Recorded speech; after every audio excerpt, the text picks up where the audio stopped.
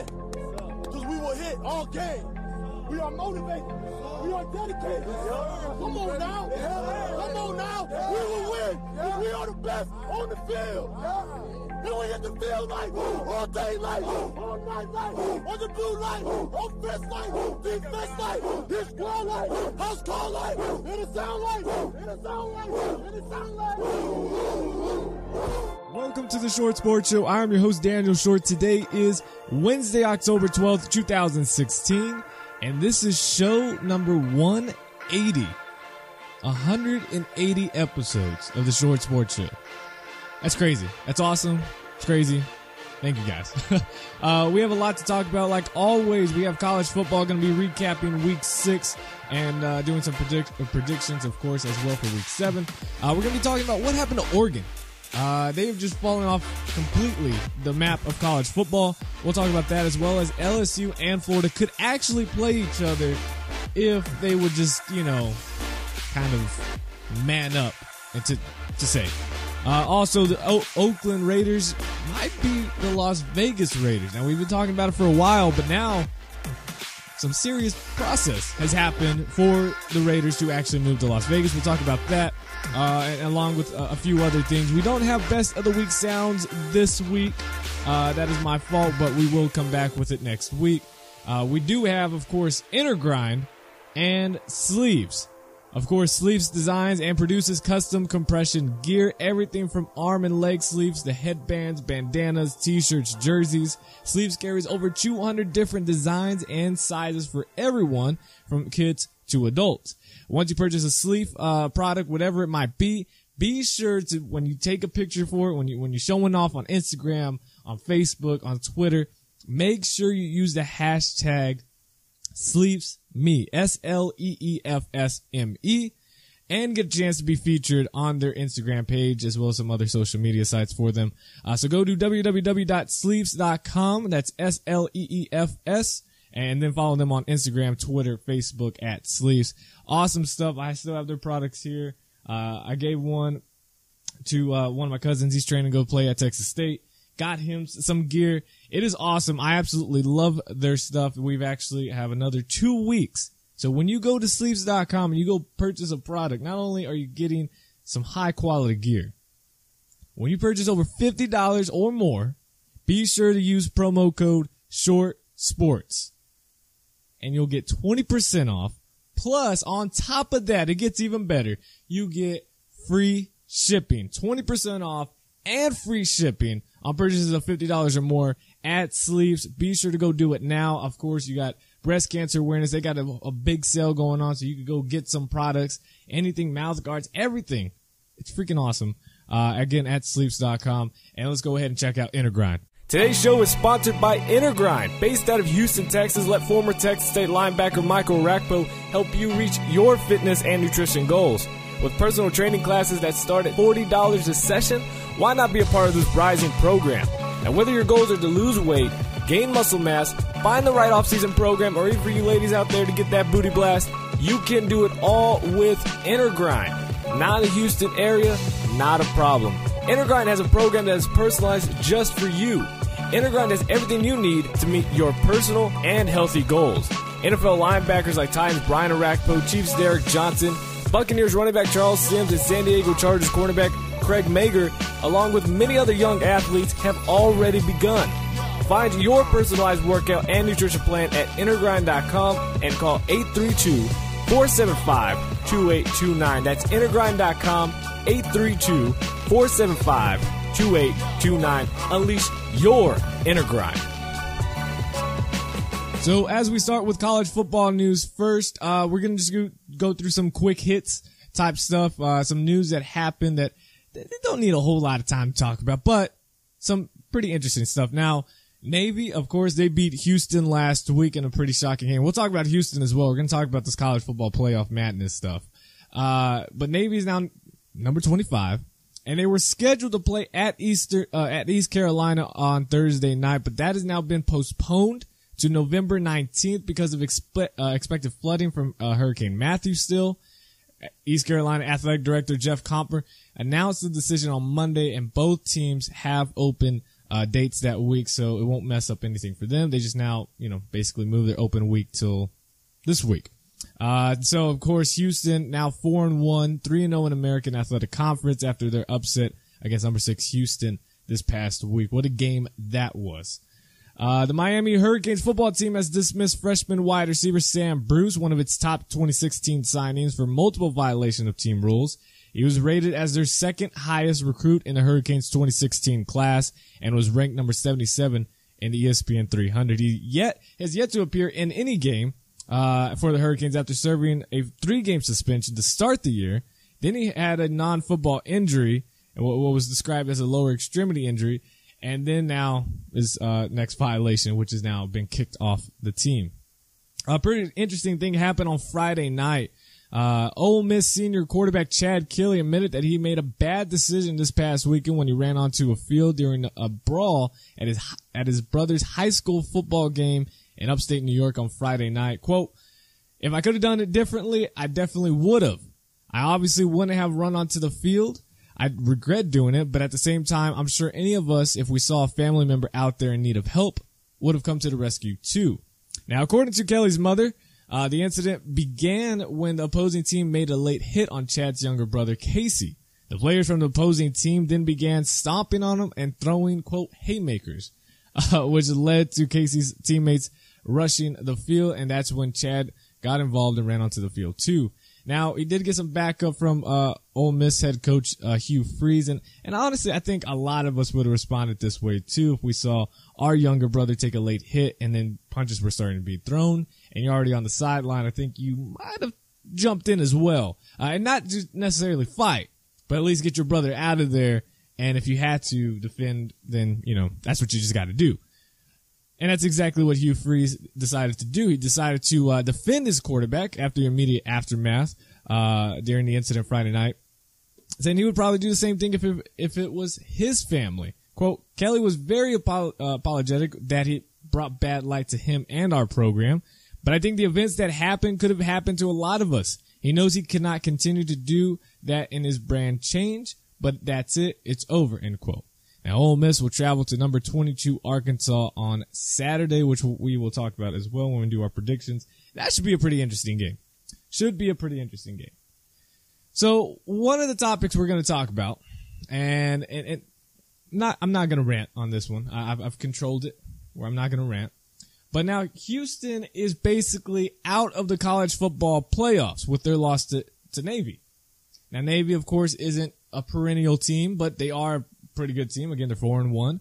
But the college football playoff selection committee, they don't meet until another 3 more weeks, right? 2.5, 3 more weeks. But one decision has been made, and that's the Houston Cougars are now out of the playoffs. I completely disagree with it, but it is what it is.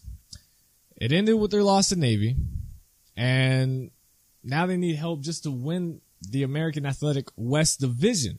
It was a game that changed the playoff picture the most. Houston was the X factor. They beat Oklahoma.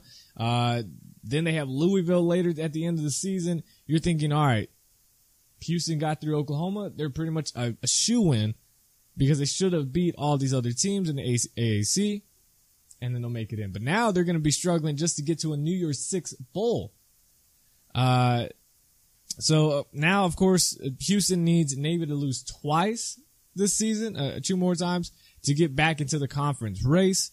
And see, the problem with having Houston lose twice, then it becomes somewhat, not of a bad loss. And I'm throwing up the bunny ears. It becomes a bad loss.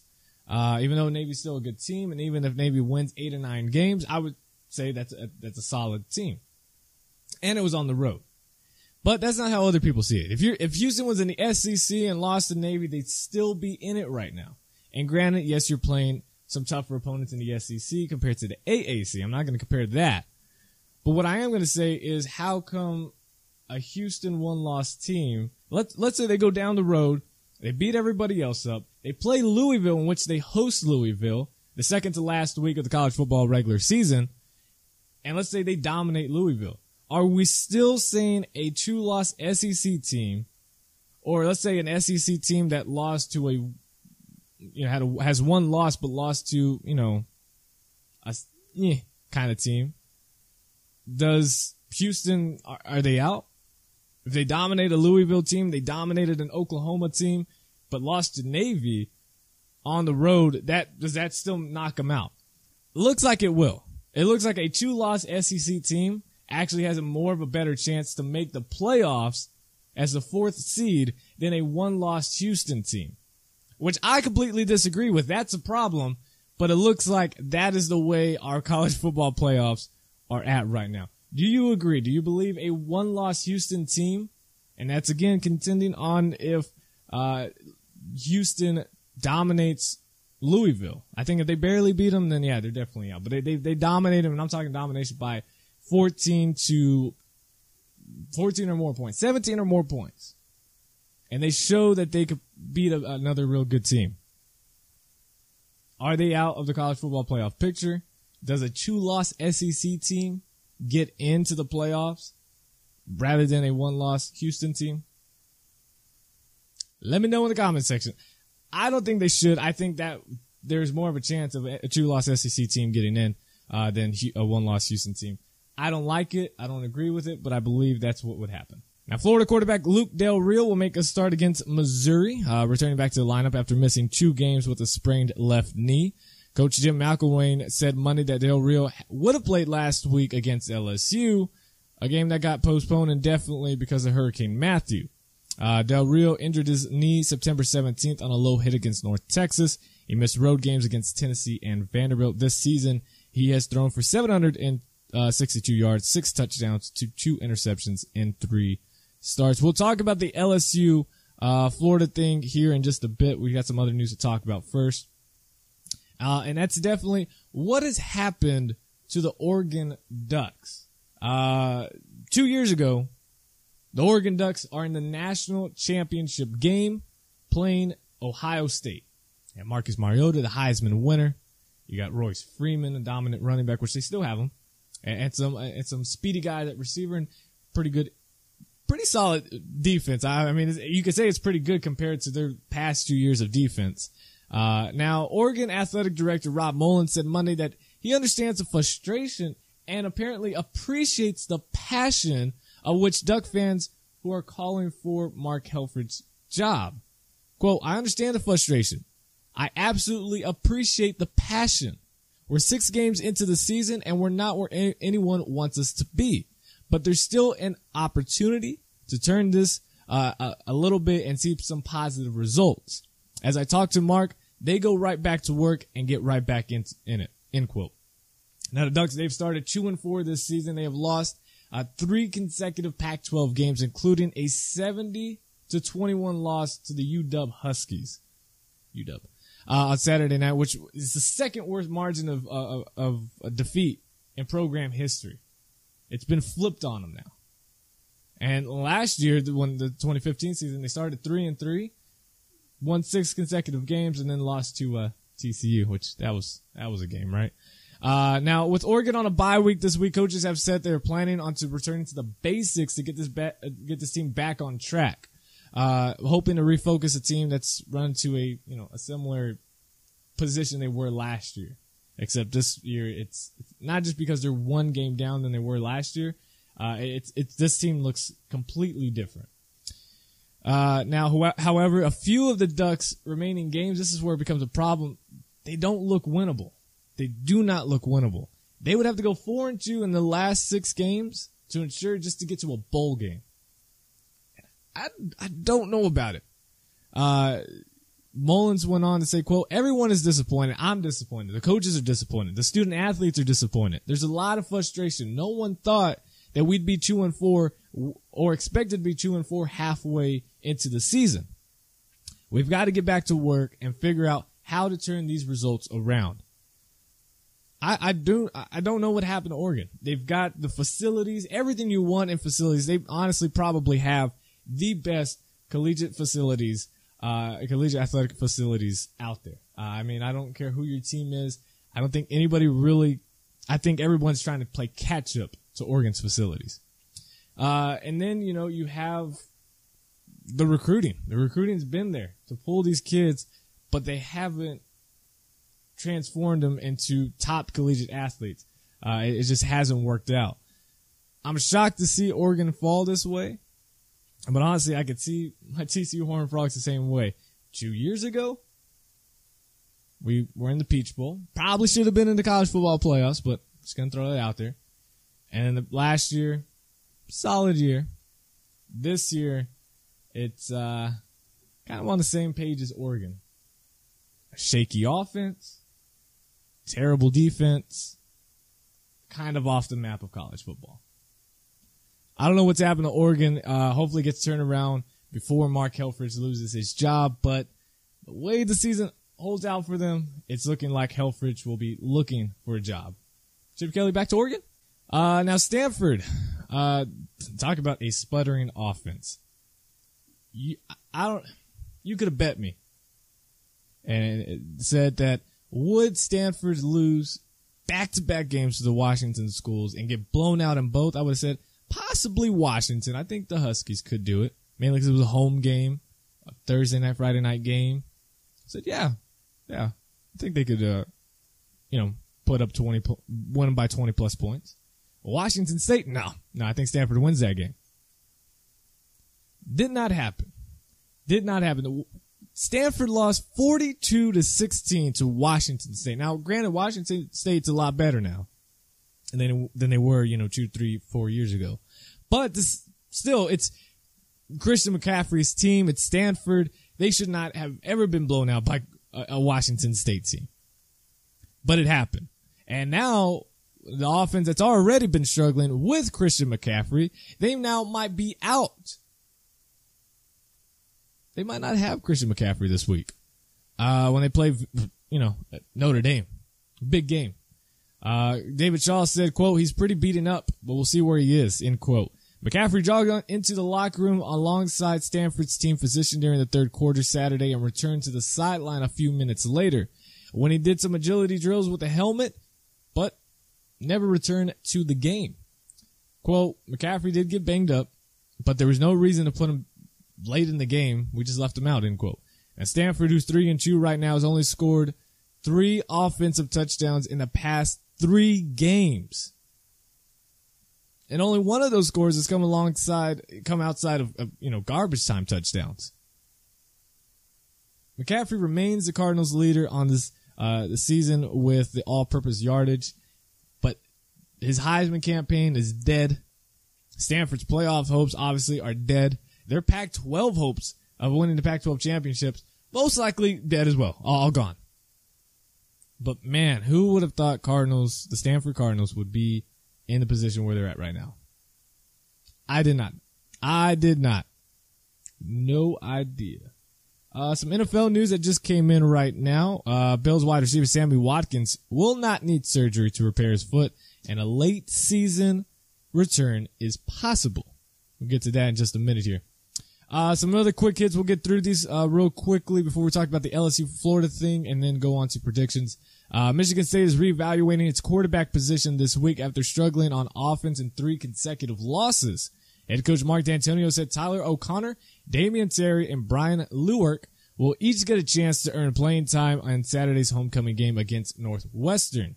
D'Antonio said he does not plan on deciding who or how many will play until the end of the week of practice. Now, O'Connor, who's a 5th-year senior, started the first 5 games of the season after earning the job early in Michigan State's training camp. He's completed 60.9% of his passes and has thrown for 8 touchdown passes as well. But right now, you would think, okay, that's pretty, it's okay. It's not great. It's not good, or it's not bad. But the Spartans are averaging 21 points per game this season, which in the Big Ten is usually kind of good, but not this year. That's 3rd to last in the Big Ten and 112th among all FBS schools. Ladies and gentlemen, there's 128 or so. It's not good. That's not good. Florida State lost another DB. Senior safety Nate Andrews will miss the rest of the season following surgery to repair a torn right pectoral muscle.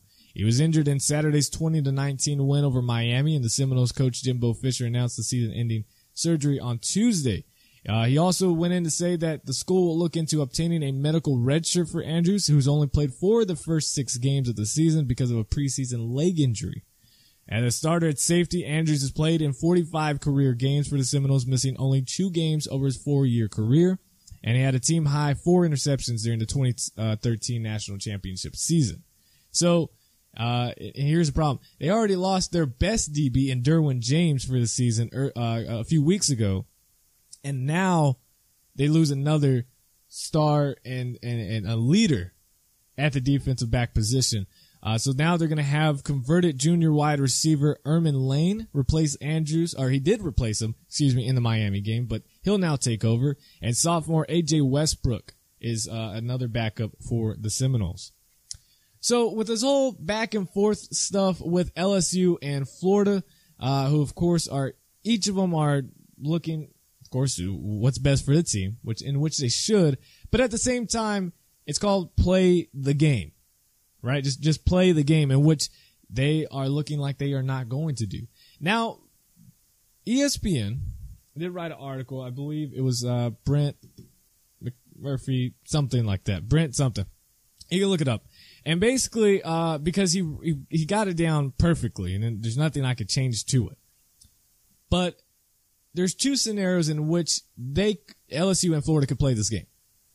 They need a little bit of help from the Sun Belt Conference, which the Sun Belt, if you just give them a little bit of money, they'll be fine. It's just kind of like that weird dude on the end of the street, and you see him every now and then. He kind of bothers you, but then you're like, no. And then you need something from him. You got to just give him a little change. That's who the Sun Belt is. They're just some weirdo. Now, with all the possible dates to reschedule LSU at Florida appearing less and less likely, there's 2 options. Now, LSU Athletic Director Joe Aliva, now, he stressed that the Tigers, quote, are going to have a home game on November 19th. That's one thing we're going to hold firm on, end quote. He also indicated, quote, it's going to be very difficult to reschedule this UF game, University of Florida. We are not going to give up a home game, end quote. Now, the Tigers, who are scheduled to host South Alabama, the dominating South Alabama team, on November 19th, don't have to. And here's how. Scenario 1. LSU at Florida is moved to November 19th. South Alabama at LSU is moved from November 19th to October 29th, which is LSU's current open date. And South Alabama moves its October 29th home game with Georgia State to November 19th. Georgia State moves its November 19th game with Georgia Southern to November 26th, which, guess what, is an open date for both Sun Belt teams. So it works out for everybody. Just got to move your bye week around. That's it. And we get the LSU-Florida matchup. Bow. Done. Set. Good. We can move on with our lives. Now, scenario 2 is the same as scenario 1 with LSU at Florida at November 19th and South Alabama at LSU October 29th, with the exception of this, and this is where it just kind of gets a little weird. If you don't want to care about it, that's fine. South Alabama moves its October 29th home game with Georgia State to November 12th, which is South Alabama's open date. Georgia State moves its November 12th home game with Louisiana Monroe to November 26th, which is an open date for both teams. Now, under both scenarios, LSU would maintain its full 12-game schedule and keep its 7-game home schedule. LSU would lose a home game and only play 11 games, which Florida might be okay with that, because the Gators would then have to pay a $500,000 buyout to Presbyterian. One, I didn't even know I didn't know Presbyterian had a football team. Apparently they do, and Florida scheduled them. So, and that's who Florida's supposed to play on November 19th, but the school cannot reschedule on October 22nd, which is Florida's open date. They can't do it. They can't give up the open date. So therefore, Gators just play 11 games. LSU plays its full game schedule, and also keeps its home game schedule. But they don't play at home on November 19th, though. And apparently that's a big issue. They could still have just as many same home games and same full schedule, but they have to play home November 19th because that's a very important date for the LSU Tigers, apparently. The biggest hurdle for these scenarios, though, is LSU's game at Texas A&M, which is scheduled on Thanksgiving, 5 days after November 19th. That would have to be moved back to Saturday, November 26th. SEC Commissioner Greg Sankey said his goal is to have the LSU-Florida game played. If so, it doesn't seem unrealistic to move the LSU A&M game back to days. Also, sad news at LSU. Mike, one of their Tigers, passed away after having a 4 to 6 month, I believe, battle with cancer. He passed away. It was sad. It was sad. Mike the Tiger. The Big Ten. Let's move on to this. We can talk our predictions here right now. After this, the Big Ten has 4 teams in the top 10 of the AP poll for the first time since 1960. Jeez. Wisconsin's at number 8. Nebraska is somehow number 10, joined by, of course, Ohio State at number 2 and number 4, Michigan. The poll was released, a day delay because of 2 games were postponed until Sunday due to Hurricane Matthew. Now, Alabama stayed at number 1, Ohio State at 2, Clemson at 3, Michigan at 4, and Washington at 5. This is interesting. Now, if the college football playoffs were to start this week, if there's one thing I could switch out of it, I would just go ahead and bump up Michigan. Actually, no. I keep Michigan at 4, and I bump up Washington to 3. Just because I want to see Alabama, Michigan, Washington, Ohio State. That would be something. Problem is, Ohio State and Michigan will have to play each other at some point. Some point this season. I forgot which week it is. They will play each other, and I'm pretty sure once one of those teams loses, they will not be in the top 4. So that would be interesting. A&M's at number 6, just on the outside looking in. Louisville at 7. Of course, Wisconsin at 8. We just said Tennessee at 9. They stay there. Nebraska at 10. Somehow Baylor continues to move up. They're now 11th, even though they had a bye week and haven't played anybody. Houston drops from 6 to 13. I think it's a little bit ridiculous. Florida State at 14. Boise State 15. Miami drops from 10 to 16. And let's see, anybody big time? Auburn is now 23. And West Virginia's 20. Navy's 25. So prediction time. Here we go. Duke at number 7. Louisville on Friday night, 6 p.m. Central Time on ESPN. Gonna go with the Louisville Cardinals here. I believe another big game from Lamar Jackson shall boost them up again for victory. Then on Saturday, we have NC State taking on Clemson at 11 a.m. Central Time on ABC. Gonna go with Clemson here, though I believe NC State's gonna give them a little bit of a closer game than they think. Kansas State at number 19, Oklahoma. I kind of want to go with the upset of Kansas State, just because of how disciplined this team is. And they actually look like they can make some noise in the Big 12, which might not mean a whole lot to some people. But with this game being in Norman, it's hard to pick Kansas State beating Oklahoma again in Norman, like they did a couple years ago. So I'm going to go with Oklahoma here. West Virginia at Texas Tech at 11 a.m. Central Time on Fox Sports 1. I want to go West Virginia, but I like chaos, so I'm going to go Texas Tech. And I think Texas Tech has a really good chance to beat West Virginia this year. So, going to go with Texas Tech, and hopefully Tech can exploit some things for West Virginia, because this upcoming, not this week, but the next week, TCU plays at West Virginia, and of course they're going to put that on ABC. Can you believe it? There's the time we're doing good, they don't want to put us on prime time. They don't want to put us on the big, networks. But as soon as TCU starts to suck, let's put them right on ABC, multiple weeks. God, I don't know. I'm worried about that game. But anyways, moving on. Number 10, Nebraska taking on Indiana. Indiana put up a pretty solid fight in the first half, or the first 3 quarters against Ohio State, but then fell apart. I'm going to go with Nebraska here, though. Again, I like chaos, and I would like to see Nebraska lose to Indiana. But that probably won't happen. So I'm going with Nebraska. North Carolina at Miami. Going to go with the Miami Hurricanes. Western Michigan, who's now number 24. I know most of y'all probably haven't heard of them. Going against Akron, going to go with Western Michigan. Wake Forest against Florida State, going FSU. Kansas taking on Baylor. Game of the week. 2:30 p.m. Central Time on Fox Sports 1. Boy, and this is the thing. I was joking around with another intern at my high school. So, Kansas always plays TCU tough, right? We already know that. We saw it again. TCU barely wins by 1 point. Missed field goal at the end. Baylor, on the other hand, Kansas just lays down to Baylor, right? They just say, here, do what you want. Baylor is probably going to win 63-7 or something, some ridiculous score. And it's just like, why? Why doesn't that ever happen when we play Kansas? That's just a rant. Number 1, Alabama taking on number 9, Tennessee at 2:30 p.m. Central Time on CBS. I hope Alabama just absolutely dominates and puts away Tennessee. I'm so sick of seeing Tennessee ranked so high. It's ridiculous. I'm done with Tennessee. I didn't like them at the beginning of the season. I don't like them now. Definitely not now because they don't even play until the second half.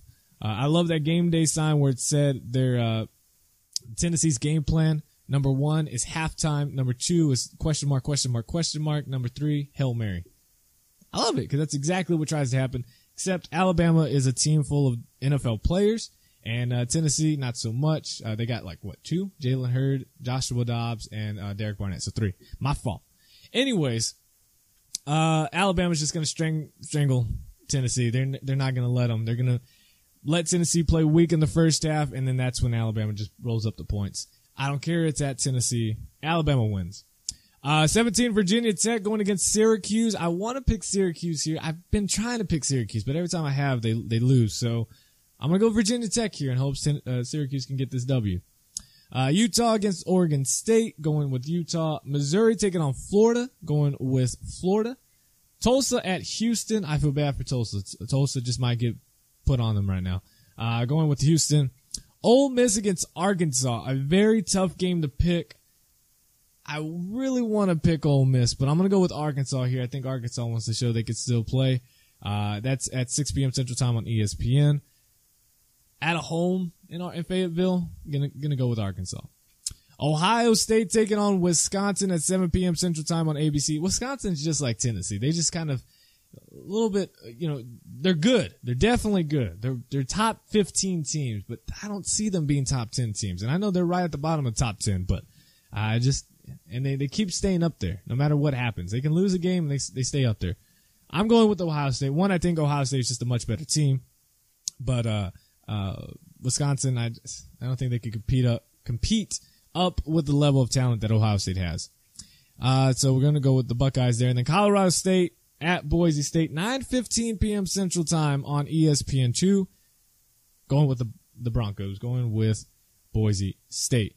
Today's show is sponsored by InnerGrind. Based out of Houston, Texas, let former Texas State linebacker Michael Rakpo help you reach your fitness and nutrition goals. With personal training classes that start at $40 a session, why not be a part of this rising program?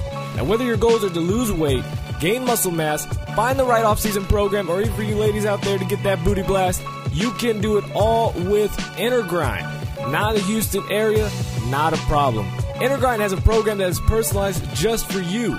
InnerGrind has everything you need to meet your personal and healthy goals. NFL linebackers like Titans Brian Orakpo, Chiefs Derek Johnson, Buccaneers running back Charles Sims, and San Diego Chargers cornerback Craig Mager, along with many other young athletes, have already begun. Find your personalized workout and nutrition plan at InnerGrind.com and call 832-475-2829. That's InnerGrind.com, 832-475-2829. Unleash your inner grind. So again, that was InnerGrind. Be sure to check them out. Hopefully, we really want to take another trip back up to Houston. We still haven't been to his new facility yet. I really want to go back here sometime soon. Probably have to wait until at the end of the season, high school football season. Have to wait till that is over with. Then we'll head back out there and do another special because that was fun. The first time was fun, and I know it'll be a whole lot of fun now with this new facility. I've actually been working out. Got a Gold's Gym membership, been going 4 times a week, trying to make it 5, but it's tough. But anyways, before I go work out, I go throw with my cousin Carlos. Shout out to Carlos. I go throw with him. He's training to go. He's a wide receiver. He's going to go play at Texas State University. I'm his QB. We go throw again 4 times a week, and he works on his routes. I'm just throwing to him, just, hanging out. But when I go out there, you know what I wear? I wear some really nice feeling clothes. Now beautiful weather here in Texas finally. But you know what I also wear? Sleeves. I got the hookup and I decided to go ahead and put them on, what was it, yesterday? No, 2 days ago. Put it on yesterday, put it on. Woo, man, I'm telling you, I was throwing dimes 2 days ago. I was throwing dimes. Sleeves designs and produces custom compression gear. Everything from arm, leg sleeves, headbands, bandanas, t-shirts, you name it, jerseys. They got everything. 200 different designs. You can have, again, it's custom. You can have your name, your number, your team logo, your team design, if it's unique or whatever. They have it all for you. They will get you hooked up. And it's not like it's expensive. It's not like it's $30 a sleeve or something. There's some really good cheap sleeves, and you can get them. The more you buy, obviously, the better the deal it becomes. Again, they have breast cancer awareness in case you need some hookup with wristbands or whatever. It's sleeves.com. And once you purchase your product, before you do that, make sure you spend over $50 or more. Not just because to buy it more, but you get 20% off when you use promo code SHORTSPORTS, and you get free shipping. I mean, it all works out in the end. You get more stuff, you get a discount, and you get free shipping. You don't have to worry about all that, shipping costs that they try to add, that other companies try to add on and make it much more than what the product really is. No, get free shipping with using promo code SHORTSPORTS. That's sleeps.com, SLEEFS. And then go and take a picture on Instagram, tag us in it, tag Sleeves, tag me in it. I want to see what you got. I want to see what some of the compression gear you got. Wear it on game day. And when you do that, you have a chance to be featured. Actually, I believe they even made their own Instagram account, a different Instagram account. I'll put in the link in the description down below, so that way you can go follow them. They have a new Instagram account where they just post nothing except just your photos, your Instagram photos, the ones you tag them in with their gear, whether it's game day, practice, working out, whatever it is, they will upload it. So long as you tag them in, and tag me in too. I want to see what y'all got. I'll show you what I got. I didn't even do it myself. I didn't even sleep. See, I'm falling off. I'm going to go do it today. I'm going to go throw. So definitely going to go do that. Again, sleeps.com. Go check it out today. Absolutely. I freaking love it. Cleveland Browns head coach Hugh Jackson, he sounded optimistic Monday that Cody Kessler could play on Sunday in Tennessee. Now Kessler, he bruised his ribs, but did not break them in his 33-13 loss to New England. Jackson said Kessler will practice this week and has a good chance to be out there in the game. Charlie Whitehurst, they went ahead and cut him. Josh McCown, he was cleared for practice for the first time since he broke his left collarbone September 18th, and he will be assessed as he practices. Jackson did not say that McCown was cleared to play in games. Now, though McCown would give them a better chance to win, usually a broken collarbone takes about 6 to 8 weeks to heal. Let's just ask, Tony Romo, right? Oh man, that's another thing. I just feel like I'm just gonna rant about that. The Dak Prescott, Tony Romo thing, Jerry Jones going back and forth now. I'm telling you, it does not make sense to put Tony Romo in just because he's, quote, healthy. When has he been healthy? Ever since he got that first injury back in 2008, every single year except for 2009, he didn't get hurt. Every year from 10 on, he's been hurt. He's had some type of injury he's missed at least, 2 or 3 games in the past few years. I mean, it's just ridiculous. But back to the Browns. Other sad news. It's funny though. I've been doing, there's this thing called fanspeak.com. If you're into doing mock drafts, especially for your specific teams or whatever, or you just want, a simulator, Fanspeak has one. This is not sponsored at all. It should be, but it's not. Fanspeak, it's an awesome thing. It's if you have some downtime or you just like to do the mock draft stuff. I love doing it. They have one and it's freaking awesome. And it's something about working for the Browns kind of just, I get excited about. Like, I would like to work in their scouting department or in the front office. I don't know why, because I feel like there's so much talent and sometimes they just miss it, or I don't know what it is. I just feel like I can help them for some weird reason. I probably couldn't, but I feel confident enough that I could.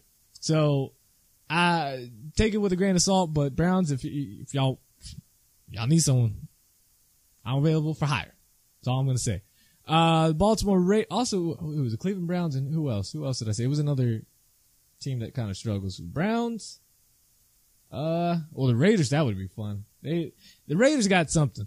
The Raiders are, in my opinion, the front office are kind of turning into like the Seattle Seahawks. They just find players that you normally wouldn't think about, and then they just become star players. They've got some depth. I'm waiting another 2 years. I think Raiders are a perennial top AFC team. They really are. And I think that front office is changed in the best way possible. So what? The Raiders, the Browns, Jacksonville, maybe Tennessee would be fun. I would fire Malarkey in a heartbeat. Who else would be fun to work with? Obviously Seattle. Dallas, of course. I'm trying to think of weaker teams. I guess that's really it. That would be fun. But anyways, let's move on to the show. The Ravens, they fired their offensive coordinator, Mark Trestman, and will replace him with quarterbacks coach Marty Mornwinger. 5 games into the season. They announced it after less than 24 hours, after a 16-10 loss to Washington. The offense, which Baltimore is now 3-2, they ranked in the bottom 10 in points scored, 18.8, which is 23rd in the league. Total yards, 338, which is 23rd in the league. Third down conversions, 35.5%, which is 24th in the league. And offensive penalties, 19, which is 8th most in the league. Now, see, a lot of people ask, is Joe Flacco elite?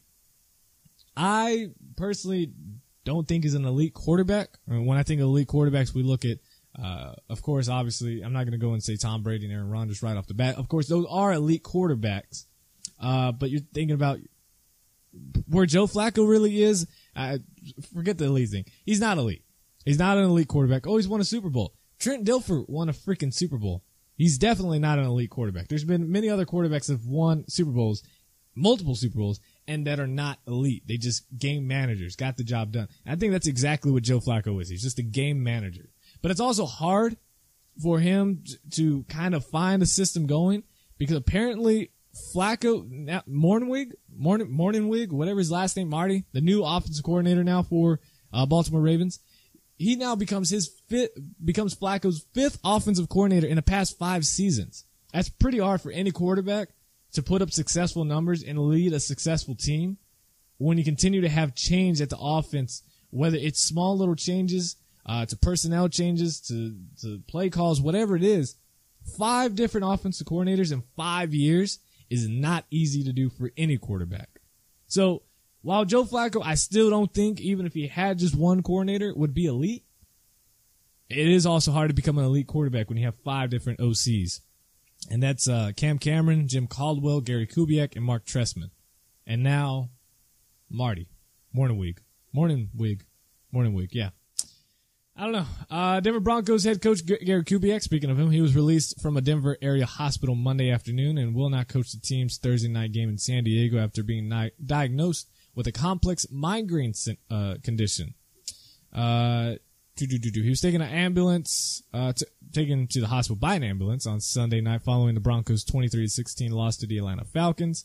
John Elway said Kubiak will take the next week off, and special teams coordinator Joe DeCamillis will be the Broncos' interim coach this week. So, one team that's been struggling, I don't know what to say. I really don't. What is wrong with the Carolina Panthers?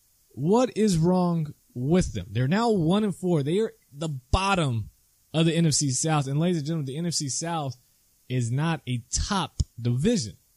It's just the Falcons. That's it. Saints suck.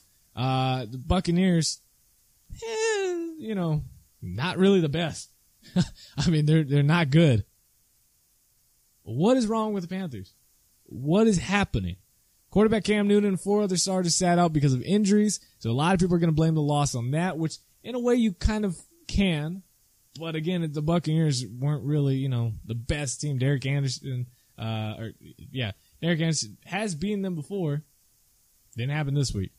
So now, Monday night's game against Tampa Bay was one Carolina had to win to have a legitimate shot at a 4th straight NFC title and a trip to playoffs. Now, the season is not over. I mean, they can go 12-4, win 11 straight games, and they're right back in it.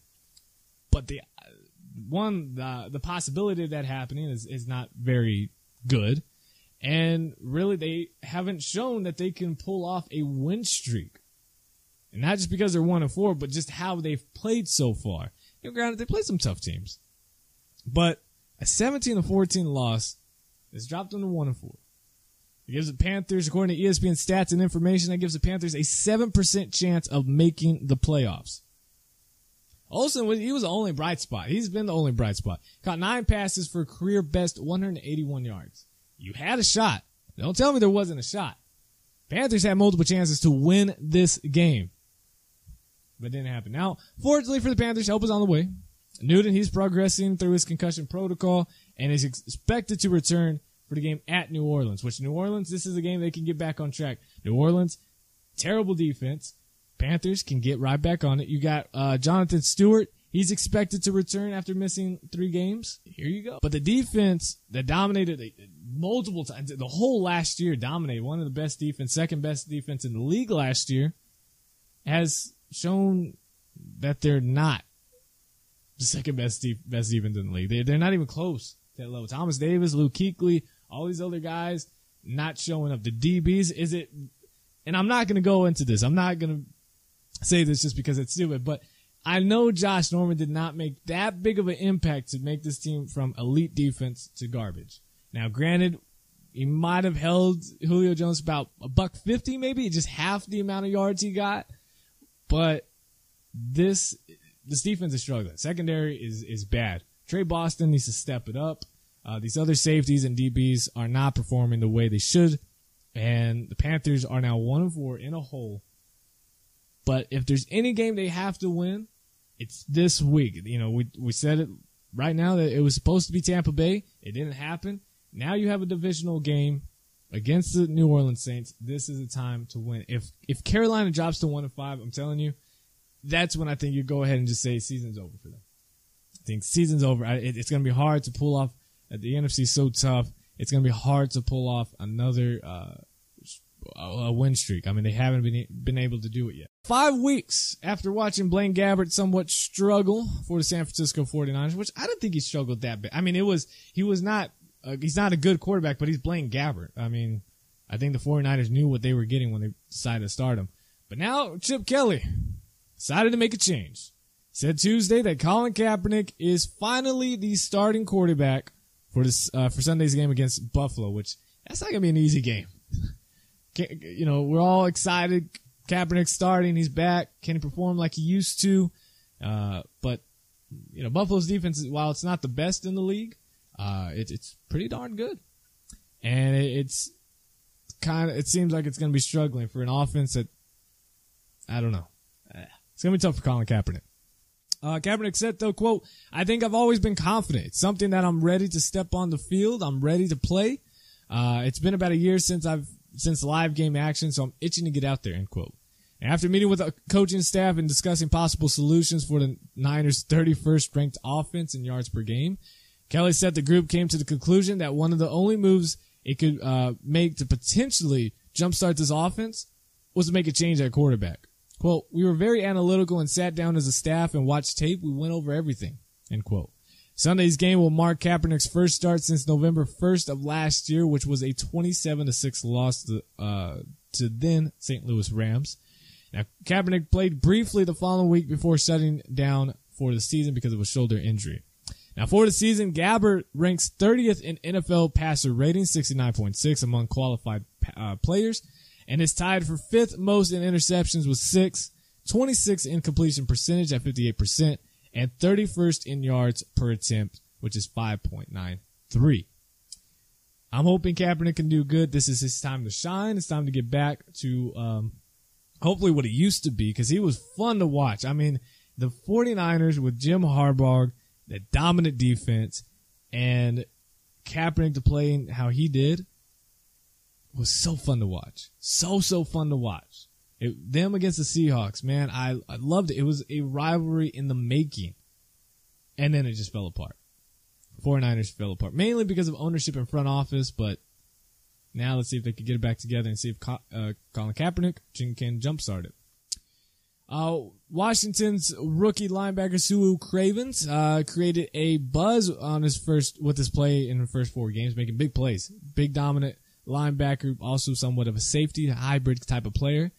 But he also created another type of buzz on social media on Tuesday, leading to questions about the severity of his concussion that he suffered in Week 4. He posted a video on Snapchat and in which he said the conclusion the concussion impaired his vision and led him to having glasses from now on. Quote, due to my concussion, my eyes have lost memory to keep track of moving objects, so I have to wear these for the rest of my life, end quote. Yikes. It's kind of somewhat a little bit scary. Now, I mean, I wear glasses, but, I'm blind as a bat. That's just me. But to say a concussion is what made it happen, that's a little scary. Cravens remains in concussion protocol and was scheduled to visit an independent doctor on Tuesday. Washington coach Jay Gruden will address the situation today at his regularly scheduled news conference. So we'll see how that goes. Now the Raiders, again, we've talked about this before. I'm not a fan of Las Vegas. That's just me. I just don't. If I'm going to go spend a vacation somewhere, I think I want to go to Miami, Seattle, New York, Dallas, Houston, LA, San Diego. I could just name. There's even spots in Montana. Brain fart. There's some really good spots. Denver, Phoenix, a lot of other places I'd rather go than go to Las Vegas. But anyways, a plan to put a $750 million in public funds toward the NFL stadium in Las Vegas has passed the first of two major votes in the Nevada legislature, with lawmakers saying they understood the votes might draw criticism, but they want to bring more jobs to the construction industry.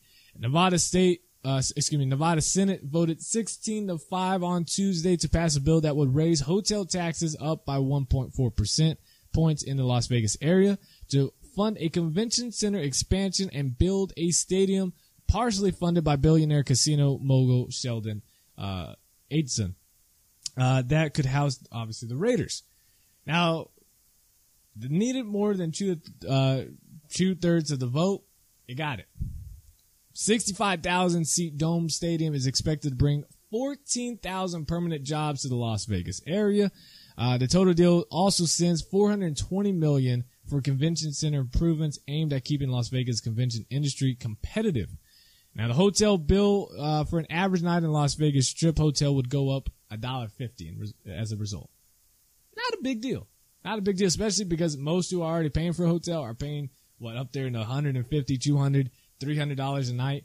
Is it really going to hurt to pay $301.50? Probably not.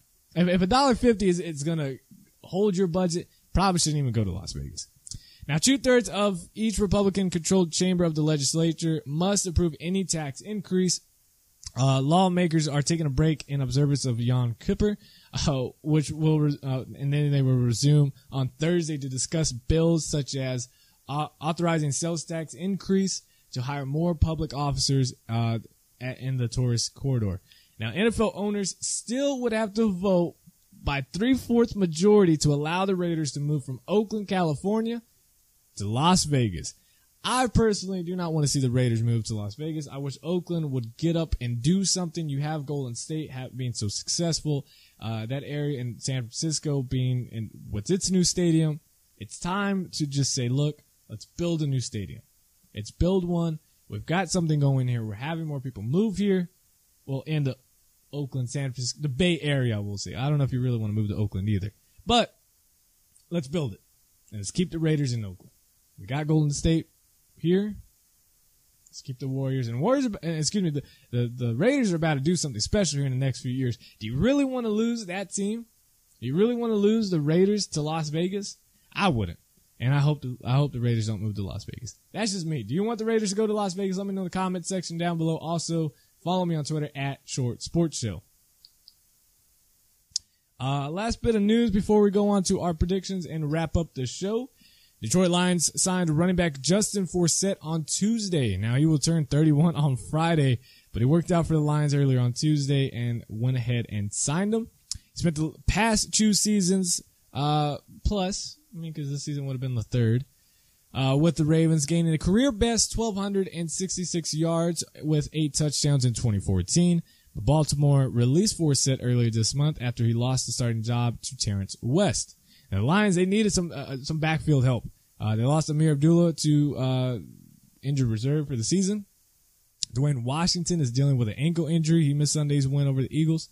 Theo Reddick and Zach Zinner are the only running backs, other running backs on the roster. So signing Forsett should give them a little bit of help. So let's go ahead and do our predictions and then wrap up the show here. Of course, Thursday Night Football on CBS, 7:25 p.m. Central Time. You have the 4-1 Denver Broncos taking on my lonely 1-4 San Diego Chargers. I hope we lose every single game. I know that sounds weird. That sounds like, what, you're already giving up? No, I'm not giving up. I'm thinking about the future here. I want Myles Garrett. That's who I want. So I hope we go 1-15, have a top 3 pick, and either pick him or Jabril Peppers. I'm okay with that. And that's a win in my book. Because our season's already over. The AFC West is honestly the best division. Maybe the NFC East. But other than that, the NFC West, they're out of it. It's just the Seahawks and somehow the Rams. AFC South sucks. AFC North, you're still trying to figure out who the Bengals are and who the Ravens are. Steelers basically got it locked down. The NFC North, you just have the Vikings and the Green Bay Packers. NFC South sucks. You just have the Falcons. AFC East, the Bills and the Patriots. And AFC West, you have 3 teams.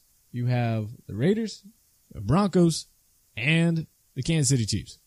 The Chargers are out of it. We're out. So, yeah, I do want the Chargers to lose this game. I don't want them to get blown out. I just, lose. But again, I'd rather us just lose by 10 points or so than lose on a field goal where the holder decides to throw the freaking ball to the ground for some weird reason. Just take the snap. Hold the ball, point in the right directions, keep your little finger up and make sure you don't get hit, and you win the game. You beat the Raiders, you're 2-3, and then maybe, things look a little bit more positive. Maybe we can pull this thing around. But no, the way we've lost, the leads that we gave up, the injuries we've suffered, I think we even lost our punter. Like, who does that? I don't know. I'm going on a rant. Chargers, I hope you lose. Let's go 1-15. Let's get Myles Garrett. Have Myles Garrett and Joey Bosa on opposite sides of each other. I'm already ready for the 2017 season. Come on, Chargers. Broncos are going to win this game either way. As well on Sunday, 49ers at the Bills. Colin Kaepernick's return, 12 p.m. Central Time on Fox. While I would love to see Colin Kaepernick win this game, I just don't see it happening. Going with the Buffalo Bills here, who didn't go 4-2 and kind of on a pretty good streak. 3-1 Philadelphia Eagles, and I screwed that one up. I put the Eagles versus the Eagles, so I'm going to have to go and check. Oh, Steelers signed Carlos Williams, ex-Buffalo Bills running back. So we'll get back to the Eagles thing. I screwed that one up. Browns taking on the Titans. Poor Browns. Going with the Tennessee Titans. Okay, Eagles taking on Washington. 12 p.m. Central Time. It's going to be pretty interesting. See this game. I want to pick Washington. Actually, I'm going to pick Washington just because they're at home. I think Kirk Cousins is going to get this team ready. Defensively, they've been pretty well against tight end. Or no, the Eagles have been. Vice versa, excuse me. I'm going to go ahead and pick the Washington to win this game. They're at home, so I'm going to go with them. Browns, Titans going with the Titans here. Ravens at the Giants. Really good game. But I think the Giants bounce back and get this W.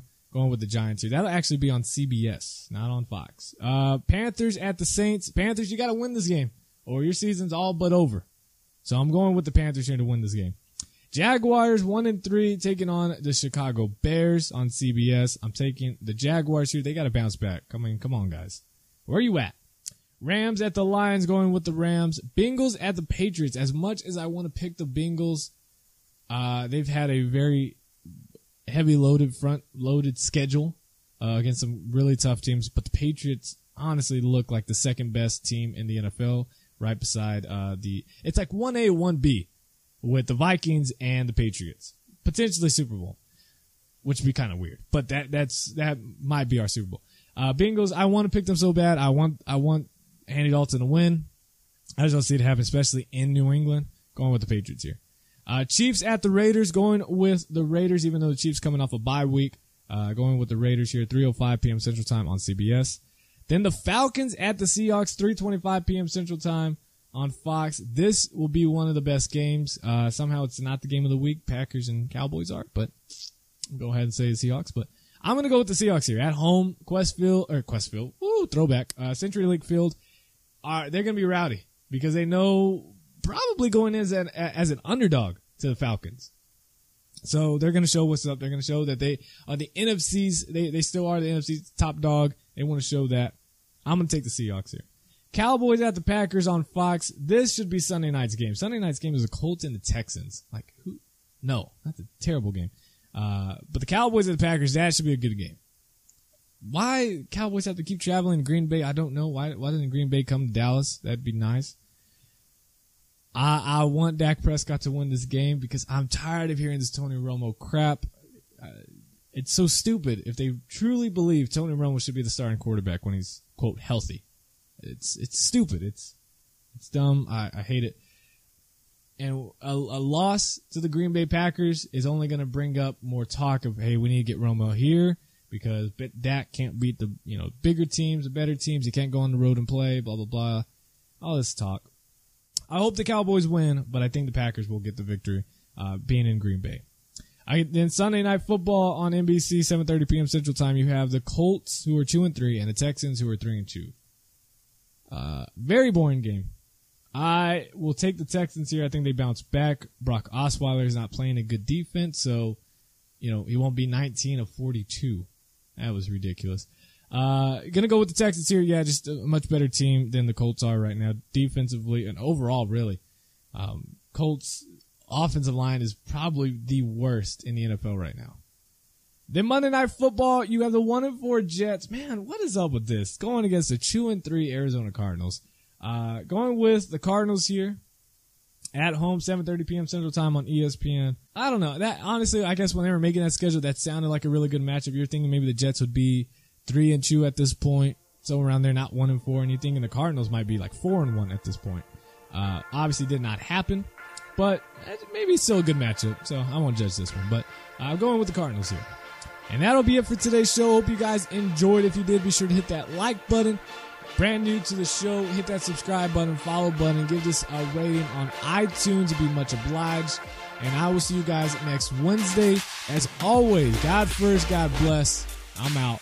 Peace.